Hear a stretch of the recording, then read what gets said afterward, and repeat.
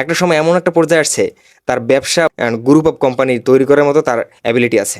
তখন ওই লোকটা তাকে বলল, ভাই যদি সাইনই দিতে পারতাম তাহলে আমি এতদিন ক্লিনিয়ার থাকতাম। আসসালামু আলাইকুম। 2026 এসএসসি পরীক্ষায় অংশগ্রহণ করে যারা উত্তীর্ণ হয়েছেন তাদেরকে জানাই শুভেচ্ছা ও অভিনন্দন। আপনারা নিজ নিজ স্বপ্ন অনুযায়ী একাডেমিতে ভর্তি হবেন এটাই আশা করছি। আর যারা উত্তীর্ণ হতে পারে নাই তাদের জন্য দুঃখ প্রকাশ করছি। তারা ভেঙে পড়বেন না। একটা সার্টিফিকেট কিন্তু জীবনের সব কিছু না। মূলত আজকের বার্তাটা আপনাদের জন্যই, যারা উত্তীর্ণ হতে পারেন নাই। একটা পরীক্ষায় একটা সার্টিফিকেট কিন্তু একটা জীবন নির্ধারণ করে না। আজকে আপনি হেরে গেছেন, দ্বিতীয়বার করে ভালোভাবে প্রস্তুত নিয়ে অংশগ্রহণ করবেন, এর থেকে ভালো কিছু করবেন এই আশা রাখছি। আর এমন কোনো পদক্ষেপ গ্রহণ করবেন না বা এমন কোনো স্টেপ নেবেন না যেটা আপনার জন্য ক্ষতিকর, আপনার পরিবারের জন্য ক্ষতিকর। এমন সিদ্ধান্ত থেকে নিজেকে বিরত রাখুন। দেখেন, আর এবার পারেন নাই তো আপনি দ্বিতীয়বার আরও ভালোভাবে প্রস্তুতি নিয়ে অংশগ্রহণ করবেন। আর তাদের পরিবারের উদ্দেশ্যে একটা কথা বলতে চাই, আপনারা তাদের প্রতি প্রেশার ক্রিয়েট করবেন না, যে এমন কোনো পরিস্থিতি তৈরি করবেন না তারা ভুল কোনো সিদ্ধান্ত নেয়। ছোট্ট একটা গল্প আপনাদের মাঝে শেয়ার করব।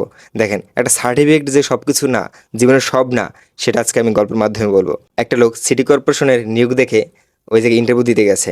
পদ হচ্ছে ক্লিনিয়ার দায়িত্ব যে থাকে তার, সেই একটা পদ।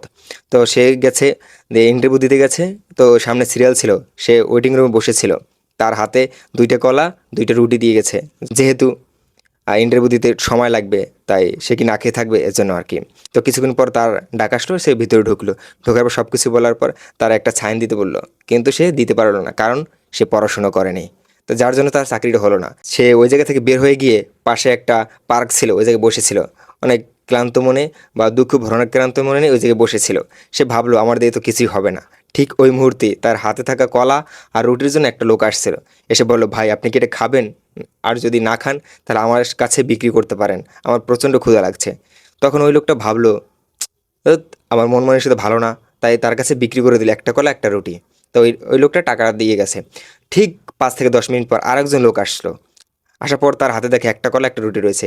ওই লোকটা এসে বলল যে, ভাই আপনি কি কলাটা খাবেন, নয়তোবা আমার কাছে আমার বিক্রি করেন, আমার প্রচণ্ড ক্ষুধা লাগছে। ওই লোকটা তার কাছেও বিক্রি করে দিল।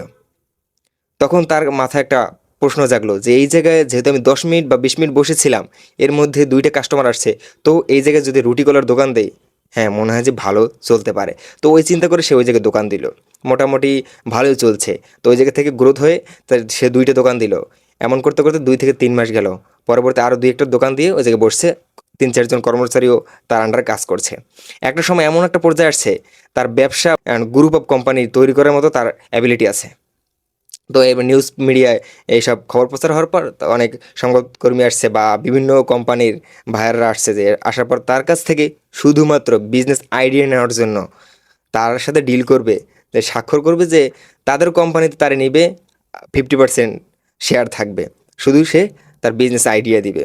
তো এই ডিল করার জন্য তখন উকিল ছিল, বিভিন্ন অফিসিয়ালি যে সিস্টেম আছে এর মাধ্যমে তারে মানে নিবে আর কি। তা তো সব উকিল আসছে, তখন সব কিছু করা শেষ, তখন একটা সাইন দিতে যাবে, ঠিক ওই মুহূর্তে সে সাইন দিতে পারলো না। তখন একটা উকিল এসে বলল যে, ভাই যদি আজকে আপনি সাইন দিতে জানতেন তাহলে আপনি আর এই কলা বিক্রি করতেন না, তাহলে আপনি এই কোম্পানির মালিক হতে পারতেন। তখন ওই লোকটা তাকে বলল, ভাই যদি সাইনই দিতে পারতাম তাহলে আমি এতদিন ক্লিনিয়ার থাকতাম, আমি এই পর্যায়ে আসতে পারতাম না। এই গল্প থেকে একটাই যে বিষয়টা বলতে চাচ্ছি, এখন আমি যে শিক্ষাকে ডিমোটিভেট করছি এমন না। শিক্ষা আপনার লাগবে, মাস্ট বি। কারণ শিক্ষা ছাড়া দেখা যায় এখন চলা মুশকিল। কিন্তু আমি এটা বোঝাতে চেয়েছি যে আপনি একটা ফেল করছেন, একটা বিষয় ফেল করছেন বা এবছর ফেল করছেন তাই বলে কি ব্যর্থ? কখনোই না। আপনার এবছর হয় নাই, দ্বিতীয়বার আপনি এর চেয়ে ভালো প্রিপারেশন নিয়ে আপনি এগিয়ে যাবেন। আর এই গল্পটার মাধ্যমে এটা বোঝা যায় একটা একটা সার্টিফিকেটে জীবনে কিন্তু সব কিছু না। তাই আপনাদের জন্য শুভকামনা রইল, আগামীতে ভালোভাবে প্রস্তুতি নিয়ে আপনারা পরীক্ষায় অংশগ্রহণ করবেন বলে আশা করছি। ধন্যবাদ সবাইকে।